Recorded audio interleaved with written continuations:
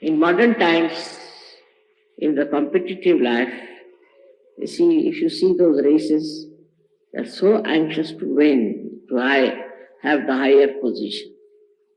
Then all the big politicians are trying to bring down other politicians to have their own power. But what did Shri Krishna say? That I will be your charioteer. I'll drive your chariot, but I will not lift my weapon against it. We can't think of anyone like that today. See, people will never say that, all right, I will stay down and you be on the throne. Very difficult. You want to see one person who could behave like Shri Krishna. Because whether he is a charioteer or he is the one who was Arjuna or he was the captain of the whole thing, he knew what he was. What was the need for him to become this or that and that?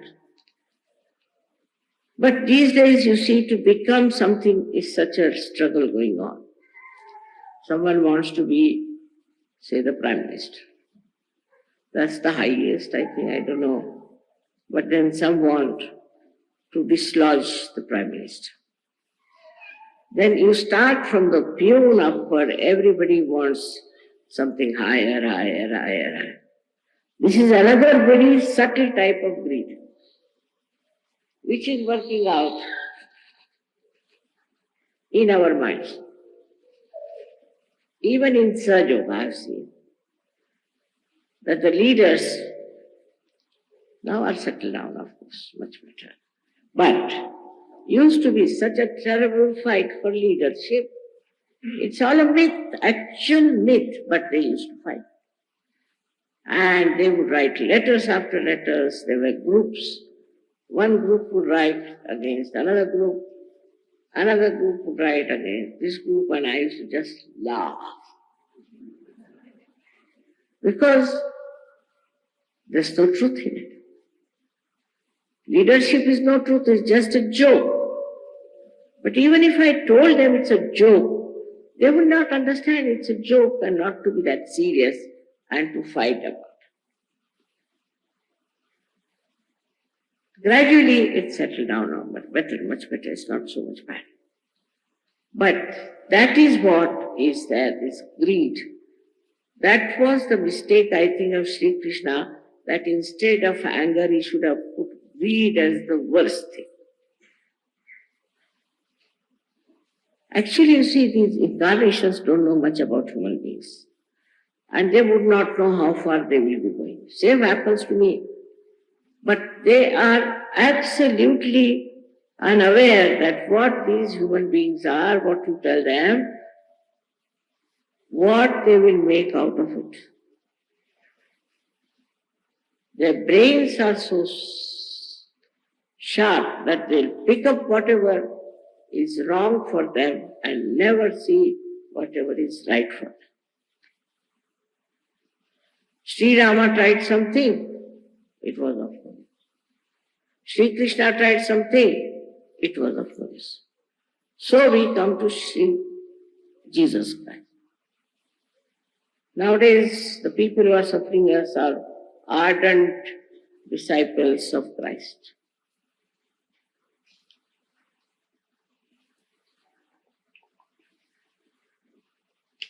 They have no wisdom of any kind. Like mad.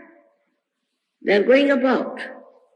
You read about their organizations, you read about things that they do.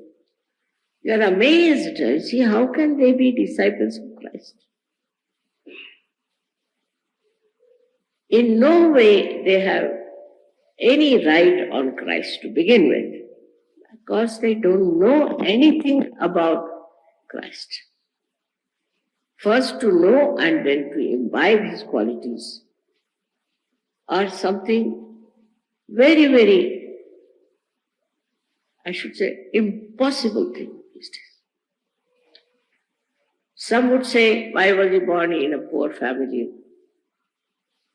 He was born in a poor family, should have been born to Mr. Ford. Some say, you see, finding faults and criticizing is the only thing left to us now. Because you can't do anything else, that's why. Then they would say, why did he get himself crucified? He didn't crucify you, he should have crucified you, but actually crucified himself. That was his mistake.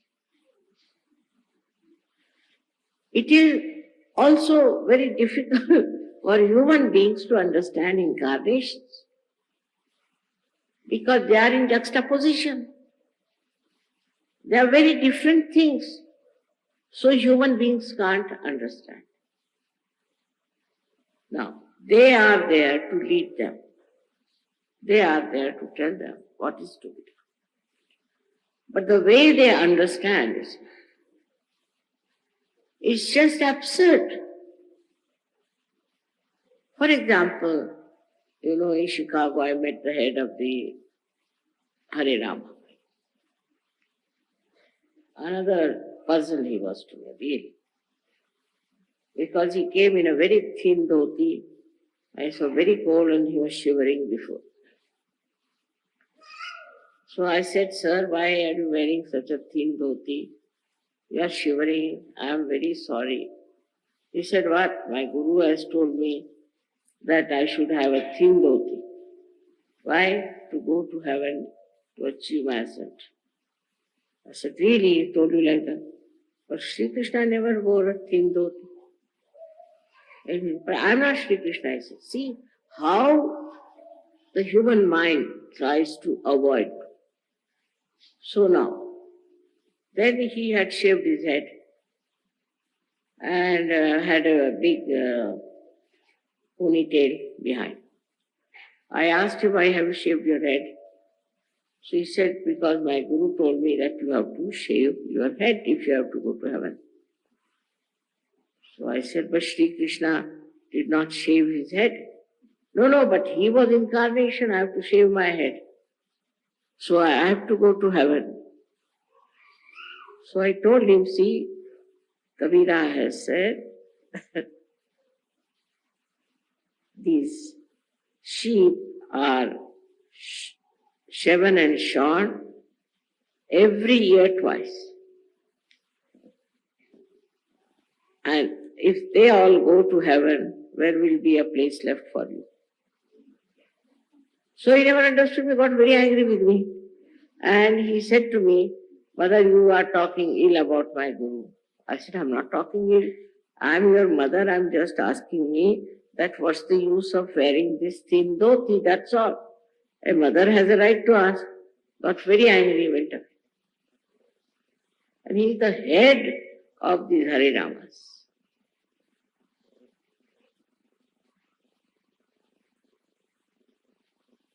So to understand the incarnation also you have to be a realized soul. Otherwise you cannot. Because they look very absurd. Without asking any questions, if you can become a realized soul. If you ask questions, it's 1 degree less. Without questioning,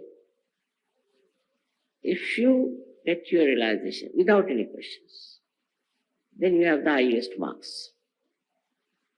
But if you after questioning and this thing and that thing, then you have less marks. Because your mind is very active. And the person whose mind is active cannot achieve something beyond the mind. You have to achieve it beyond the mind. This is one thing, at least if you all understand, I think my work is done. All tricks tried by Shri Krishna, all disciplines put by Sri Rama, all the gurus who tried their level best to tell you what to do is only to make you a yogi by taking you beyond the mind.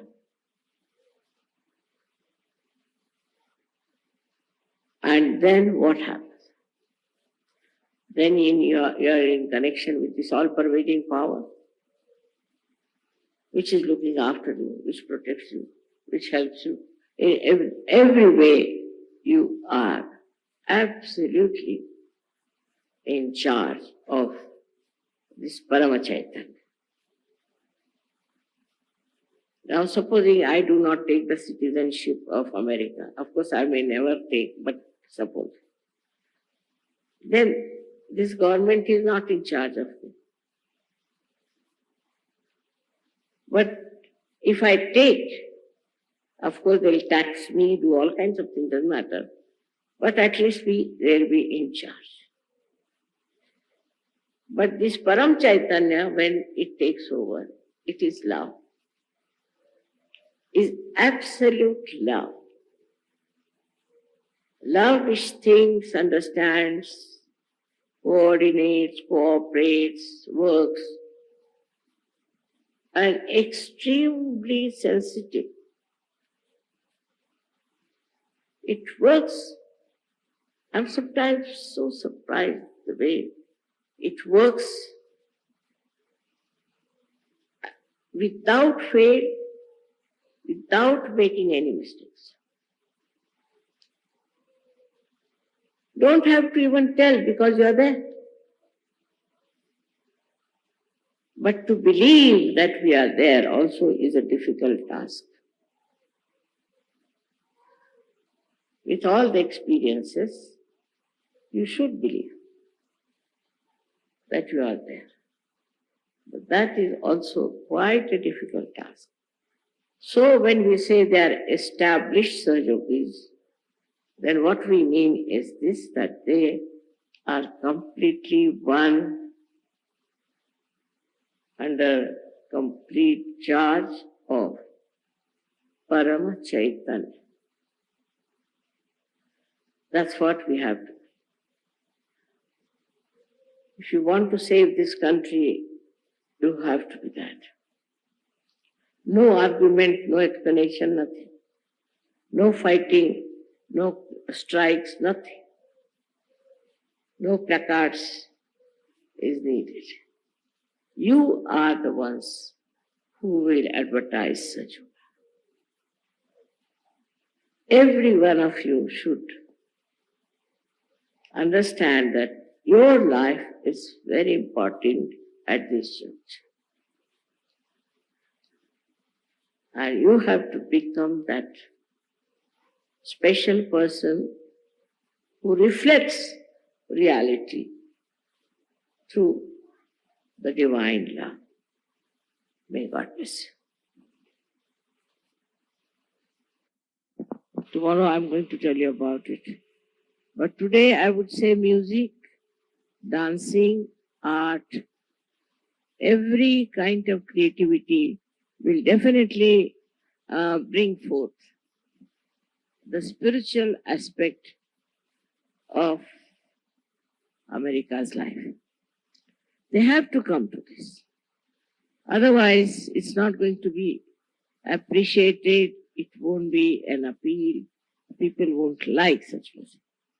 They'll try some tricks otherwise. You know that in this country we have all kinds of people, all kinds of music, and sometimes extremely stupid. But somehow they are gaining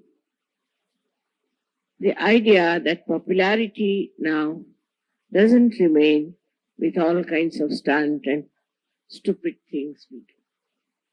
They have taken, I'm sure, by their own urge to search the reality, a new type of a style, new type of a singing, in which there is a different tune, I feel, is coming up, suggesting that there's something higher we have to enjoy.